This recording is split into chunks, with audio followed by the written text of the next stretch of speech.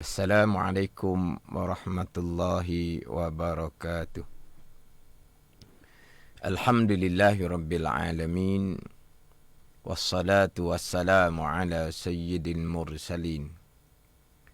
Wa ala alihi wa sahbihi ajma'in. Rabbi syrah li sadri wa yassir li amri. Wahlul 'uqdatam min lisani yafqahu qawli. Subhanaka la ilma lana illa ma 'allamtana. Innaka antal alimul hakim. Wa la hawla wa la quwwata illa billahil aliyyil azim. Syukur alhamdulillah, bersua kembali kita untuk minggu ini di Manis FM dalam program Talaki Safinatun Najah menggunakan kitab Safinatun Najah. Hari ini hari Jumaat, setiap jam 6 petang kita akan sama-sama menimba ilmu pengetahuan dalam soal agama.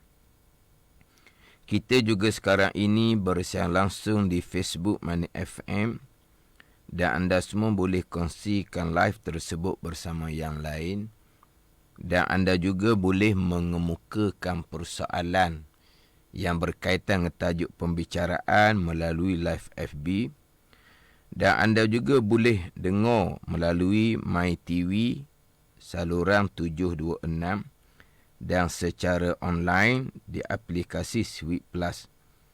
Semoga segala ilmu yang saya kongsikan dapat kita sama-sama amalkan.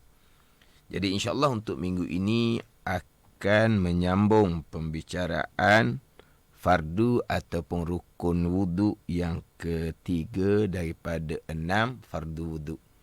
Ini sambungan hak minggu lepas. Jadi minggu lepas sudah masuk kepada pembicaraan fardu ataupun rukun wudu yang ketiga.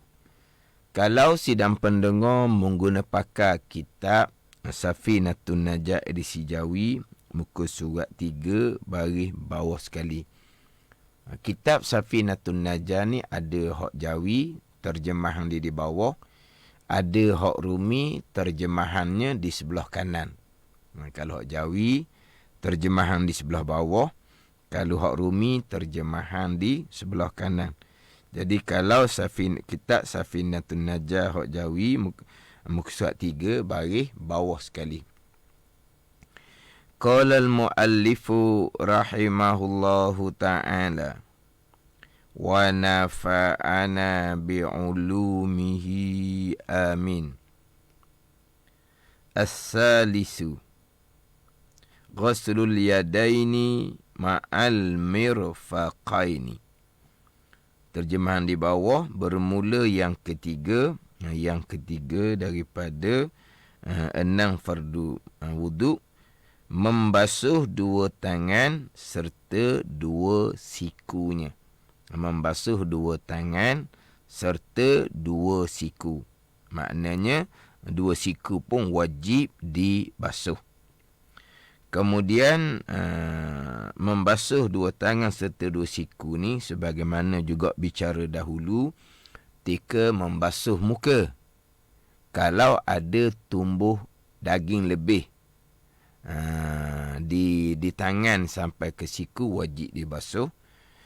Bulu-bulu yang tumbuh di tangan pun wajib dibasuh. Cuma beza dianya ketika membicarakan anggota muka, kalau bulu tu contohnya jambang bagi laki-laki, janggut bagi laki-laki. Kalau nipih wajib diratakan air sampai ke dalam. Kalau tebal hanya wajib diratakan air sebelah luar. Jadi nipih tebal tu kira kepada kita duduk dengan seseorang, jarak kita bercakap. Kalau nampak kulit di celah-celah bulu tu, nampak kulit pipi, nampak kulit dagu, maknanya jambangnya nipih. Jangguknya nipih, wajib disampaikan air kepada pangkal. Adapun kalau tengok di pipi, jambang dia tebal, tak nampak kulit pipi. Janggut dia tebal, tak nampak kulit dagu. Maka hanya wajib dibasuh sebelah luar. Berbeza dengan bulu yang tumbuh di tangan. Kalau fardu takdir lah, ni memang nadir lah. Nadir ni jarang-jarang berlaku. Dia punya bulu lengang dia tu pelik sungguhlah. Bulu lengang dia tu tebal sangat-sangat. Bulu lengang dia tebal sangat-sangat. Maknanya tak nampak tu. Kulit lengang dia tak nampak. Tebal sangat-sangat bulu dia. Sekalipun tebal, wajib diratakan air sampai ke dalam. Kenapa beza dengan bulu jambang janggut? Jambang janggut ni biasa saja orang yang tebal. Adapun kalau bulu yang tumbuh di tangan, tebal tu nadir. Jadi dia kembali pada hukum asal lah. Sebab bila nadir ni dia tak ada bicara hukum hak nadir ni, dia kembali kepada hak asal. Hak asalnya nipih. Nipih wajib diratakan sampai ke batin. Maka kalau bulu yang ada di tangan, di lengang tu tebal sangat-sangat, dikira macam hukum nipih juga. Wajib diratakan bulu yang tumbuh di lengang tu sampai kepada batin, sampai ke dalam. Kalau lah, ni nadir. Nadir mana apa ni? Jarang-jarang berlaku. Mana kalau ada bulu tu tebal sangat, sampai ke tak nampak kulit lengan, dia tetap wajib diratakan air sampai ke batin. Kemudian minggu lepas saya pergi kepada pembicaraan. Kalau pergi kepada pembicaraan dua tangan dan dua kaki, akan dibicarakan dalam kitab berkaitan dengan kotoran yang ada di dalam kuku tangan, kuku kaki. Jadi pandangan muktamad dalam mazhab Syafi'i, sekalipun kotoran yang ada di bawah kuku tu terhasil daripada umpama peluh, wajib dibuang kotoran tu. Wajib dibuang kotoran. Walaupun kotoran tu terhasil daripada umpama peluh. Adapun kalau kotoran tu terhasil daripada barang luar, kerana dia bekerja main dengan tanah ke contohnya, ataupun apa-apa pekerjaan yang menyebabkan tanah ataupun apa-apa barang masuk lekat di dalam kuku. Itu memanglah wajib dibuang kotoran tu. Hak ni dak ni kotoran hanya terhasil daripada umpama peluh. Yang saya contohkan minggu lepasnya pergi kepada jari kaki lah. Jari tangan tak ada lah kotoran timbul daripada umpama peluh, sebab tangan ni biasanya kita dengan air. Saya contoh minggu lepasnya kuku kaki. Kuku kaki ni kadang-kadang ada orang yang kuku kaki dia keluar tu tak straight, tak terus ke depan. Dia macam kita kata nak masuk ke dalam, nak balik kepada daging hujung jari kaki. Dia ada seumpama tu. Yang mana terkadang apabila kuku ibu jari kaki tu panjang, terkadang dulu-dulu di tepi kuku ibu jari kaki tu ada tinggal hitam gitu. Hitam tu bukan kotoran daripada luar. Hitam tu terjadi daripada peluh. Jadi pandangan muktamad mazhab Syafi'i, kotoran seumpama tu pun, kotoran seumpama tu pun wajib dihilangkan. Itu hak pandangan muktamad dalam mazhab Syafi'i. Adapun pandangan Imam Ghazali, pandangan Imam Zarkashi dan selain daripada mereka, kalau kotoran tu terhasil daripada umpama daki, maka dimaafkan ketika berwuduk, dan sama juga dimaafkan ketika mandi wajib. Dia bicara kotoran di bawah kuku ni, dia akan sama dengan persoalan ketika mandi wajib. Kita bicara wuduk ni, dia sama dengan ketika mandi wajib. Itu pandangan Imam Ghazali, pandangan Imam Zarkashi. Sebab Nabi SAW menyuruh seorang sahabat kerak kuku dan menghilangkan kotoran yang ada di bawah kuku. Nabi tengok sahabat ni ada kuku agak panjang dan ada kotoran di bawah kuku tu. Kotoran yang terhasil daripada umpama daki lah. Jadi Nabi SAW menyuruh sahabat tu potong kuku, kerak kuku dan buang kotoran di bawah kuku. Dan Nabi SAW tidak menyuruh sahabat tadi dengan semayang semula. Nabi tak suruh semayang semula. Berarti kotoran yang ada bawah kuku tu dimaafkan. Tapi kotoran yang terhasil daripada peluh. Bukan kotoran yang terhasil daripada hak luar. Kotoran yang terhasil daripada luar, hak pandangan mazhab pun tidak dimaafkan lah. Sebab tu kalau orang yang bekerja, yang mana kadang-kadang mudah lekat kotoran di celah kuku tu, dia kena sentiasa kat kuku lah. Orang lain mungkin kat kuku sekali seminggu, dia mungkin kena kat kuku 2 kali seminggu lah. Nak kat kuku 2 kali seminggu, kerak hari Khamis, kemudian kerak hari Senin lah. Kalau lah tak memada kerak dengan sekali seminggu. Sebab pekerjaan dia memang akan menyebabkan kalau ada kuku akan lekat kotoran daripada kerja dia tu. Lekat di celah kuku dia. Jadi dia kena sentiasa kuku pendek. Kerak lah. Hari Khamis sekali, hari Senin sekali. Sebab Nabi SAW kerak kuku hari Khamis lepas asar dan juga hari Jumaat. Dan Nabi pernah kerak kuku hari Isnin. Kemudian hak minggu lepasnya saya pergi kepada persoalan. Dia sama je ni, bukan kata tangan. Samalah juganya kalau kata kaki pun sama. Kalau ada duri, saya bicara minggu lepasnya, kalau duri tu besar, sekira-kira tarik duri, daging tu akan berlubang. Sekejap je lah, nanti dia akan tertutup balik. Nanti akan tertutup balik. Sekejap je berlubang tu. Itu dia panggil duri besar yang wajib dibuang.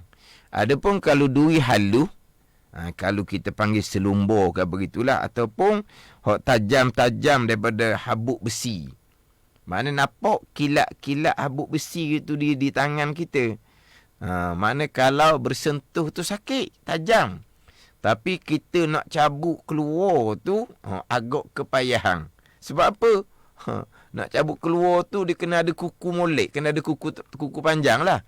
Kalau kuku tak panjang, kita nak cabut keluar payah nak pegang. Payah nak pegang. Dia payah nak pegang. Sebab dia halus sangat-sangat. Maka tu dia panggil duri yang halus tak wajib dibuang.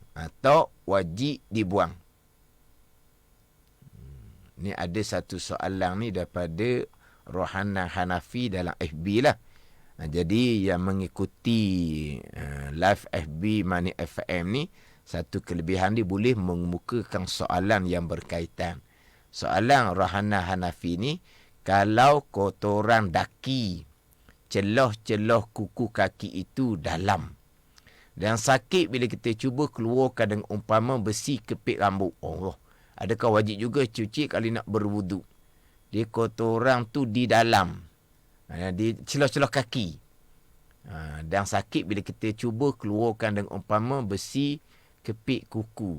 Hak ning ni bukan hak di kuku belah depan ni. Dia terkadang kuku tepi tu. Kuku tepi tu ada orang yang dia kotoran daki. Dia daki ni, kalau dia sudah sudah dia daki ni banyak di tubuh kita. Daki banyak di tubuh kita. Maknanya tubuh kita penuh daki. Kalau kita cakap terang panggil gahar, daki keluar penuh tu tak apa, sebab daki tu dia belum lagi kuping. Daki ada. Di kulit kita ni ada daki. Mana kalau kita mandi ambil kain, contohnya kita suruh gahar ni sental ke apa. Mana kalau belah belakang tu banyaklah daki keluar. Hak tu daki tak apa. Dia hak tak bolehnya kalau daki tu sudah jadi macam keruping. Jadi kalau celah-celah kuku kaki tu, kalau daki dia jadi macam sudah berbentuk dah, tu memang wajib dibersihkan. Wajib dibersihkan. Makna kalau ada orang yang seumpama soalan ni, dia kena sentiasa jaga kebersihan. Kaki lah persoalannya. Kaki. Sebab di kaki ni kadang-kadang orang ni dia kurang cermat di kaki. Jadi kalaulah dia tak jaga ni kaki dia, memang akan kadang-kadang daki tu akan berbentuk di celah-celah kuku kaki. Kuku kaki pendek belah tepi tu, dia kena hilangkan. Dia kena hilangkan. Tapi kalaulah tahu dah seumpama tu, memang daripada awal kena sentiasa jaga kebersihan kaki tu.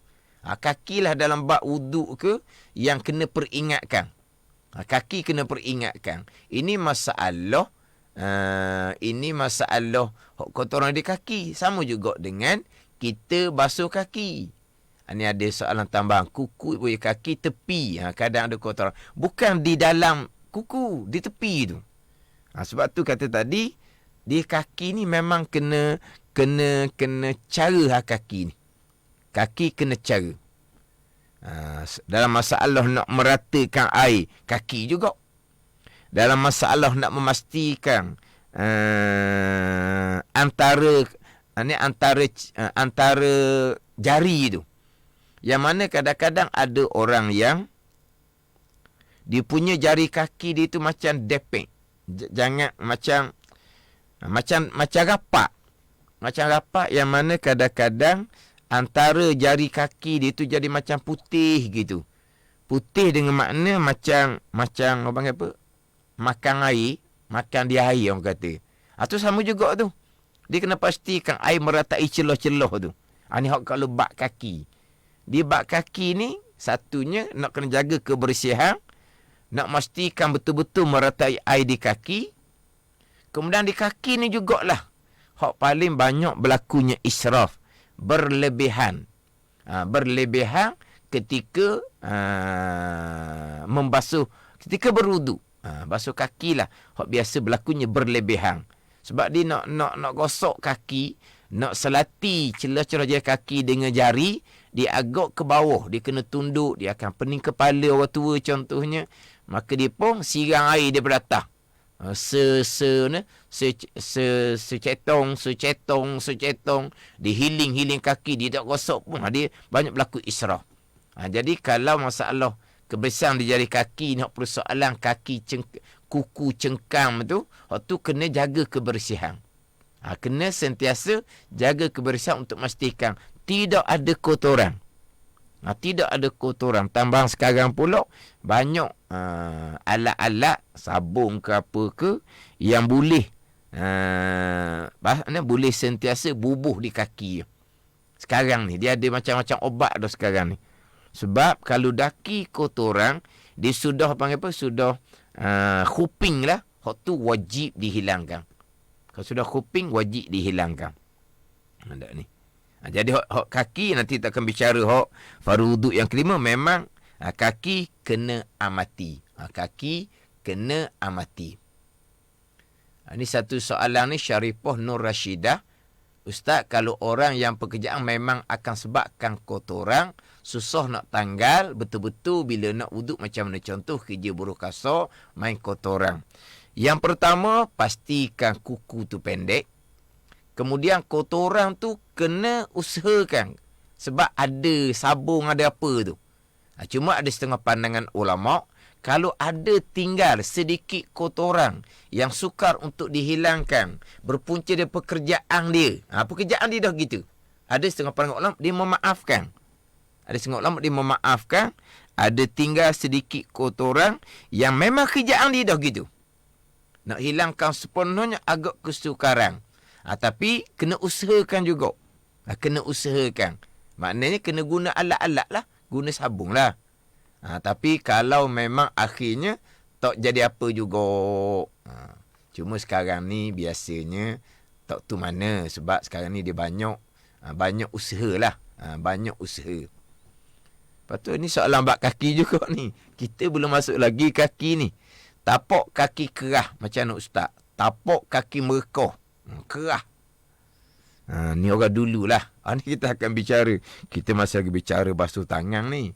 Fardu wuduk yang ketiga. Kaki ni fardu wuduk yang kelima. Jadi tapak kaki kerah macam mana ustaz? Tapak kaki merekoh. Orang dulu, ada orang tak pakai selipar. Dia tak pakai selipar. Orang dululah.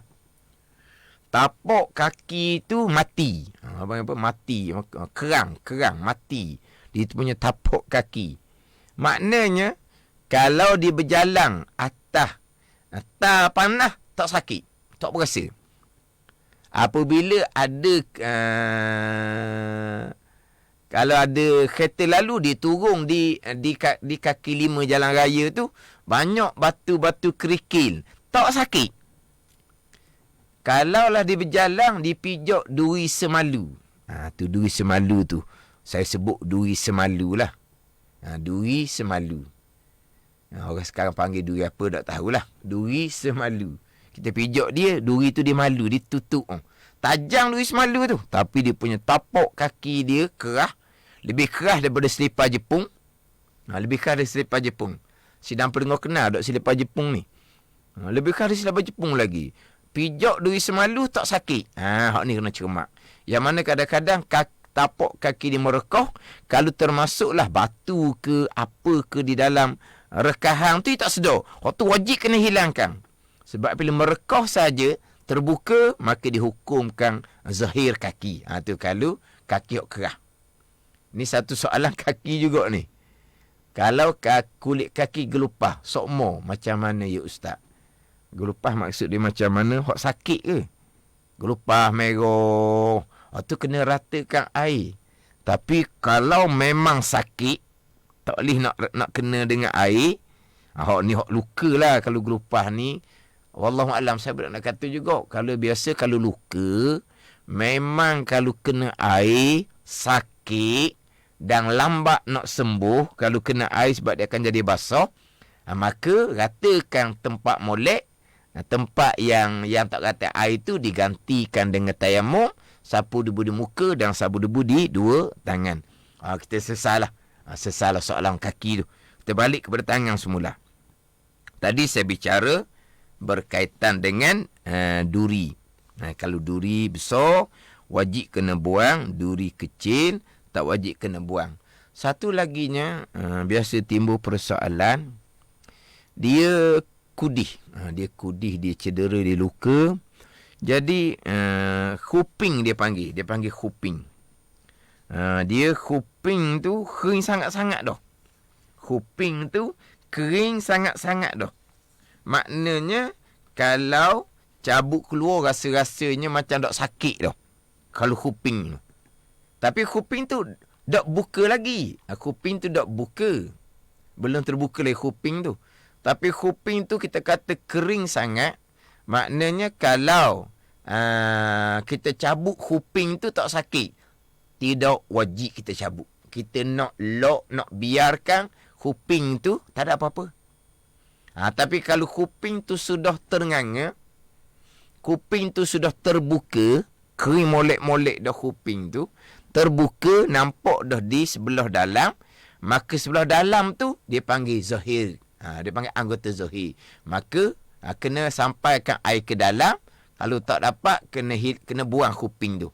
Tapi tak syarat buang khuping. Kalau khuping tu terbuka, nampak dah sebelah dalam, maka dia kena rata air sebelah dalam tu. Dia tak buang khuping, kok pandai dia lah. Dia sayang takutnya. Dia sayang ke apa. Tapi kalau nak cerita ni, khuping kering sangat-sangat dah. Tapi dia duduk lekat di kulit itu, tak ada terbuka sikit pun. Tak wajib hilangkan khuping tu. Walaupun kira-kira, kalau kita buang, tak ada sakit-sakit. Sebab apa? Sebab kering dah. Kering sangat-sangat dah khuping tu. Tetap tidak wajib kita buang.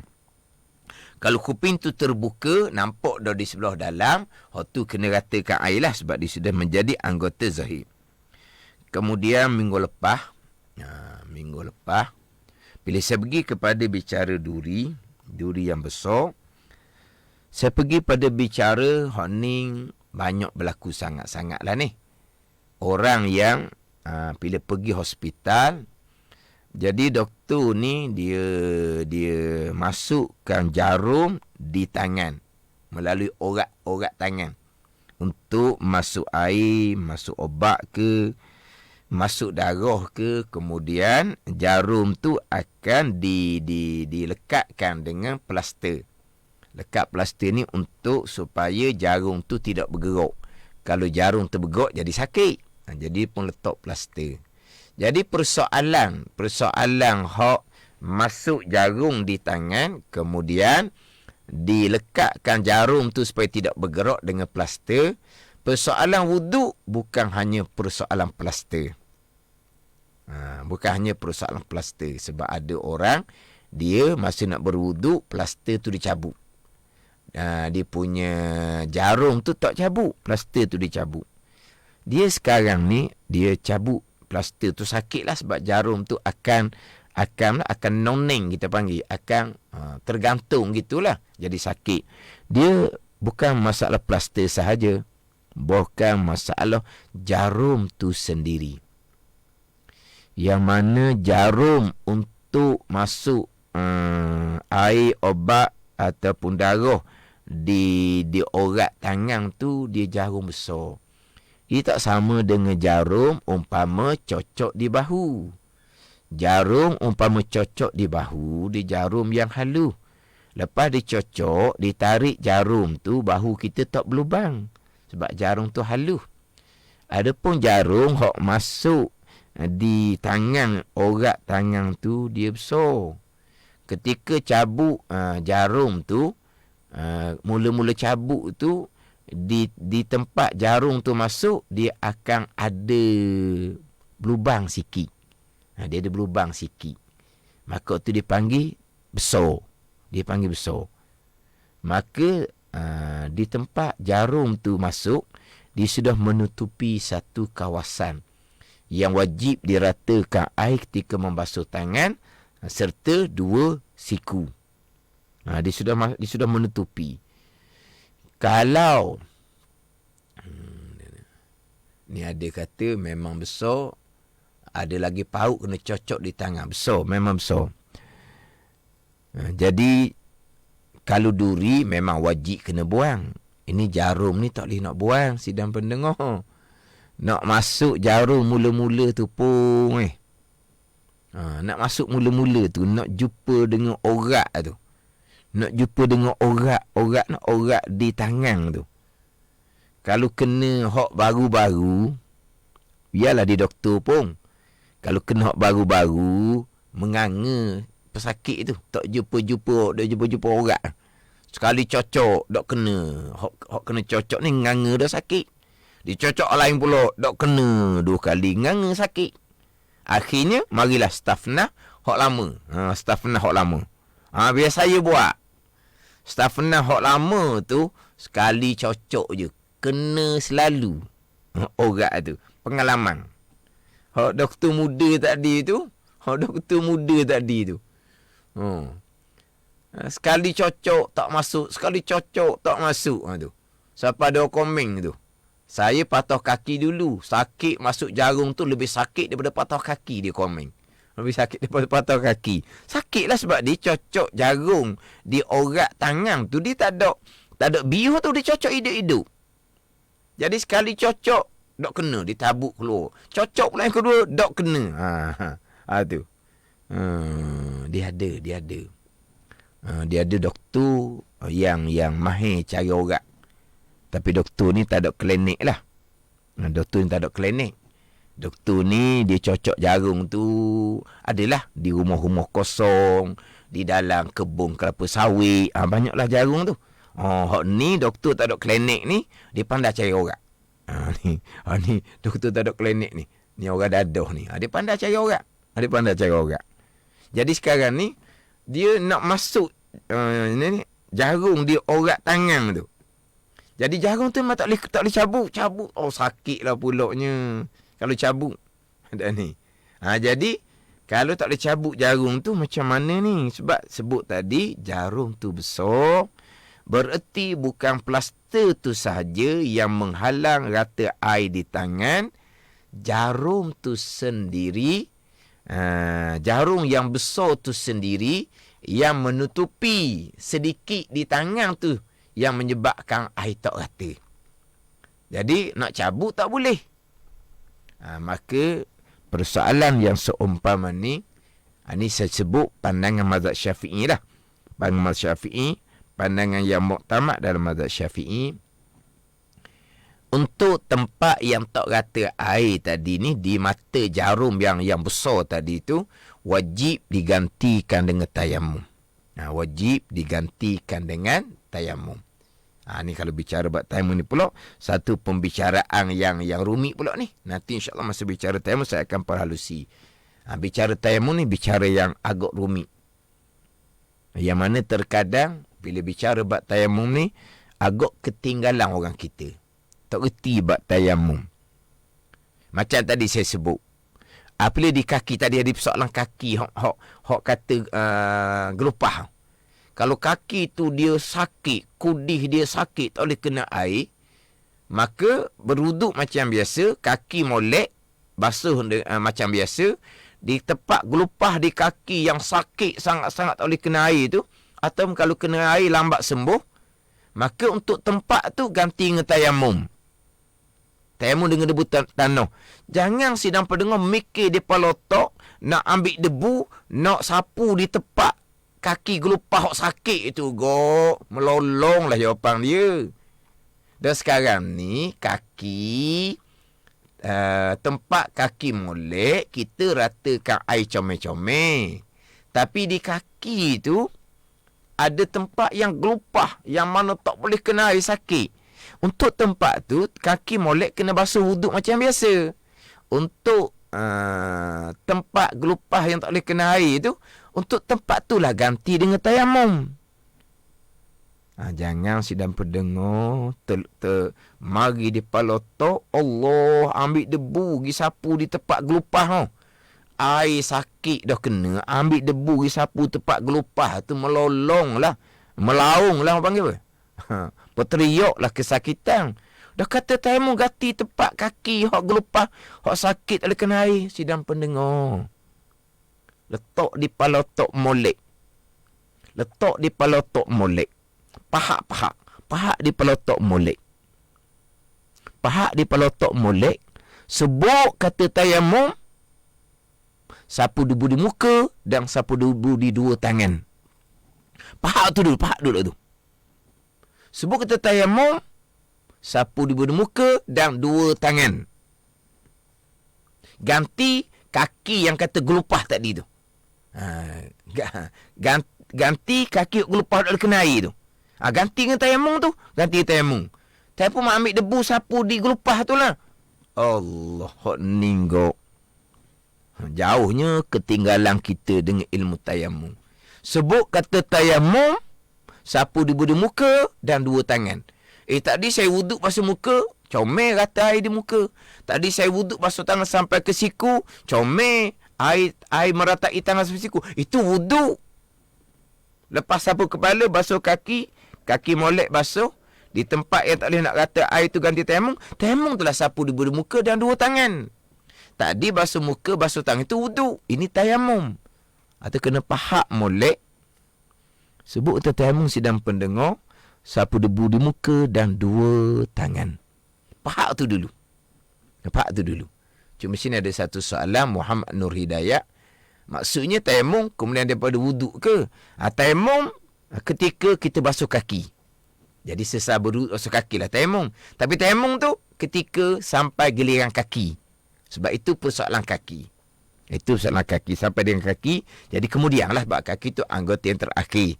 Hak lebih sukarnya kalau kita bicara tadi, hak ada jarum di tangan, yang mana tangan tu anggota wuduk di tengah.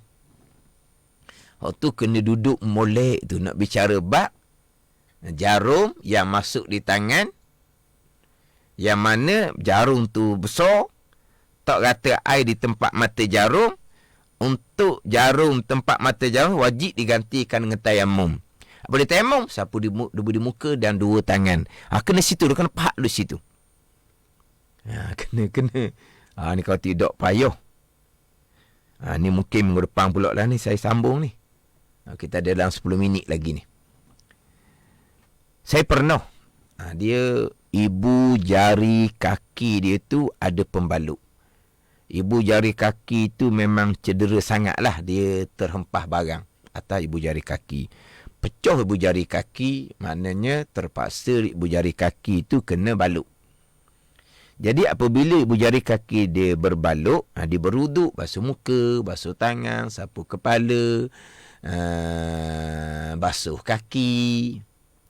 Jadi untuk ibu jari kaki yang ada pembalut tu, tak kata air lah sebab ada pembalut.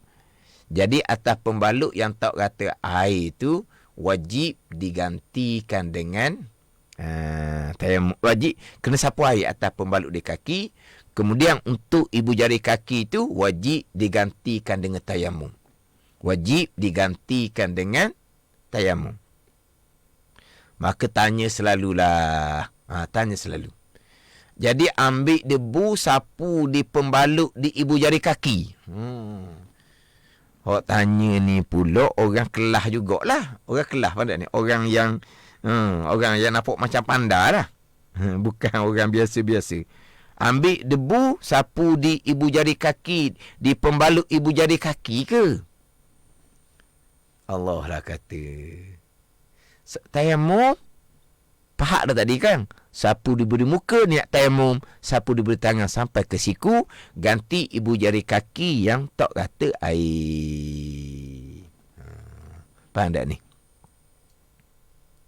Gini. Ni panjang jadi ni. Sebab dia pembicaraan ni pembicaraan yang semasa. Pembicaraan yang semasa ni kalau berkait dengan tayamum ni. Ni bicara lain. Bicara mandi wajib.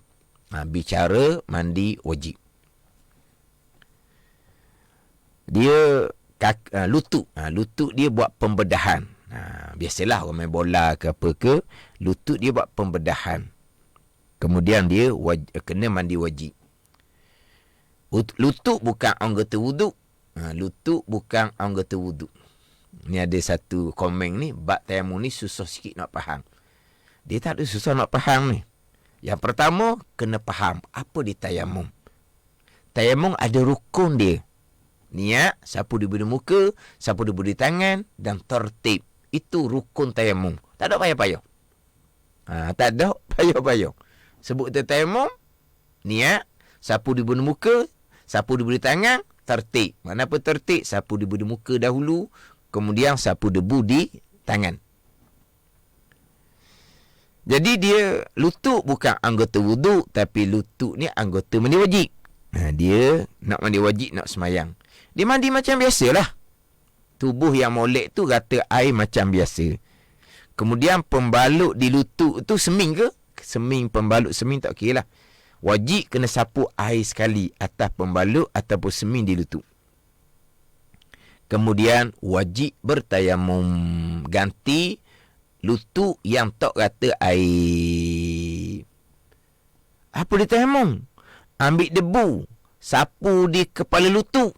Allah, tu terajang lah.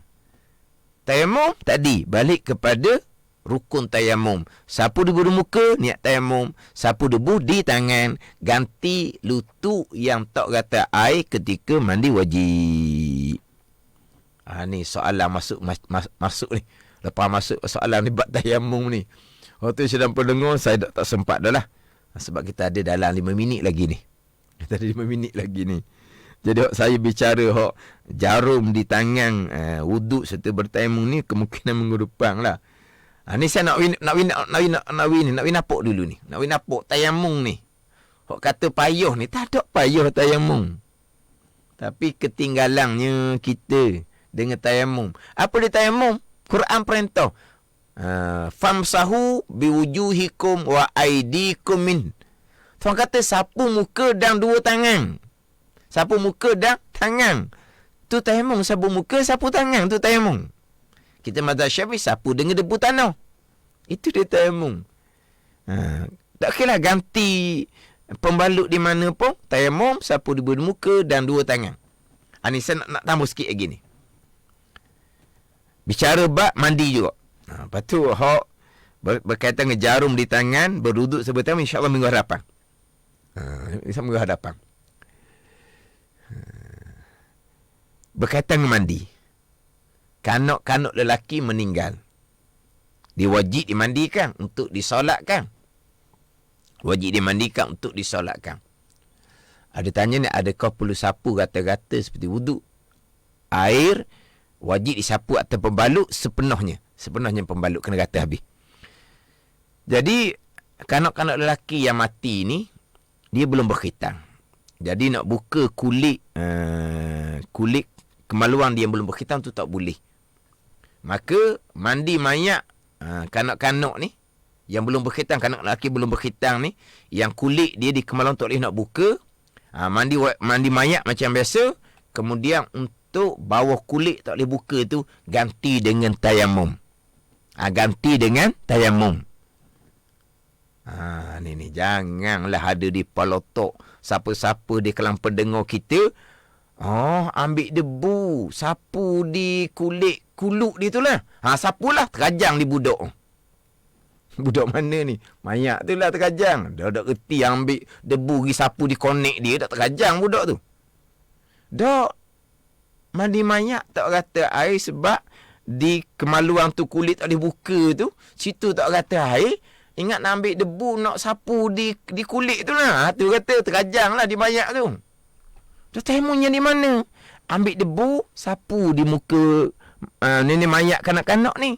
Ambil debu, sapu di tangan sampai siu mayat budak-budak ni. Itu tayamum, ganti hak di kulit kemaluan yang tak boleh buka yang menyebabkan tak rata ketika mandi mayat. Itu dia tayamum. InsyaAllah lah. Fahamlah untuk minggu ni. Sebut tu tayamum tu. Kena faham molek. Minggu depan pula kena tu pula kena faham pula sekali lagi. Minggu depannya.